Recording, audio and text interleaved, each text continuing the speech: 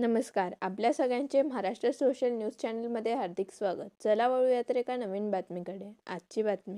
मुंबई-आग्रा महामार्गावरील लळिंग घाटात पहाटेच्या सुमारास झालेल्या अपघातात 6 जणांचा मृत्यू झाला असून यात एका टोल कर्मचाऱ्याचा देखील मृत्यू झाला आहे. या घटनेनंतर टोल नाक्यावरील कर्मचाऱ्यांनी आक्रमक भूमिका घेत रस्ता रोको आंदोलन केले.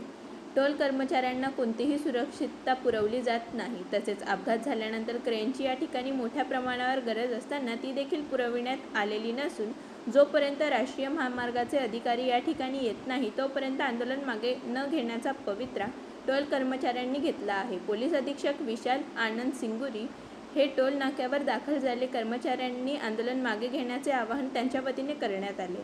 राष्ट्रीय महामार्ग प्राधिकरण आणि टोल कर्मचारी यांच्या समन्वयातून त्यांचे प्रश्न सोडविण्याचे आश्वासन पोलीस अधीक्षकांनी दिल्यानंतर हे आंदोलन मागे घेण्यात आले. कोण काय करल, प्रशासन काय करल, राष्ट्रीय महामार्ग, भारतीय राष्ट्रीय महामार्ग या लोकांनी आम्ही गेल्या 15 दिवसापासून त्यांच्याकडे न्यायाची भीक मागू राहिलो. साहेब, आम्हाला सर्व कर्मचाऱ्यांना कामावर घ्या.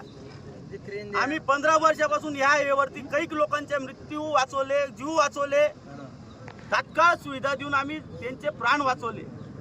आज राष्ट्रीय महामार्गाने जे 15 दिवसापासून आमचं आंदोलन चालू आहे त्यांनी आम्हाला फक्त पुढं ढकलत करून त्या गोष्टीचं नुसतं आश्वासन दिलं. परंतु 70 कर्मचारी होते, 80 कर्मचारी होते. आम्ही जवळजवळ लेबर कमिशनर साहेबांकडे केस दाखल केलेली असूनही आज त्यांनी आमच्या कोणत्याच पाठपुरावे केले नाही. एका कॉन्ट्रॅक्टरनी घेतल्या कारणानं त्यांची काय गोचळ मचळ चालू आहे ते आम्हाला माहीत नाही. साहेब, आज त्यांनी राष्ट्रीय महामार्गावरती पुरी सुविधा, रिकव्हरी व्हॅन, ॲम्ब्युलन्स, फायर या ॲम्ब्युलन्स होती, परंतु रिकव्हरी व्हॅन आज किंवा हॅड्रा तिथं राहिला असता आमच्या सोबतीला, तर आज तो जो व्यक्ती अडकलेला होता त्याला 10 मिनिटांमध्ये मोजून आम्ही काढलो असतो.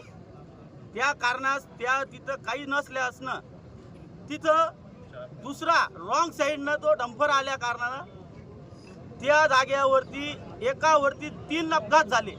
आमचा कर्मचारी त्या समोरचा अडकलेल्या व्यक्तीला काढण्यास मदत करत होता.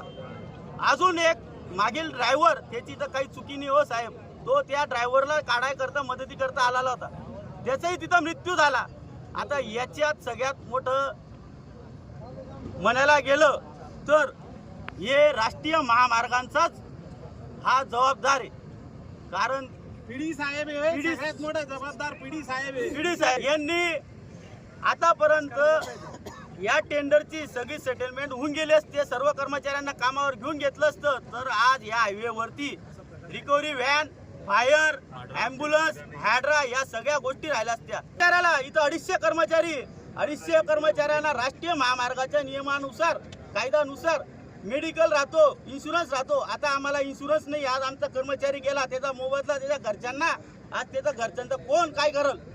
बातमी आवडल्यास चॅनलला लाईक व सबस्क्राईब करा व दररोज अशा नवनवीन बातम्या पाहण्यासाठी चॅनलला फॉलो करा. धन्यवाद.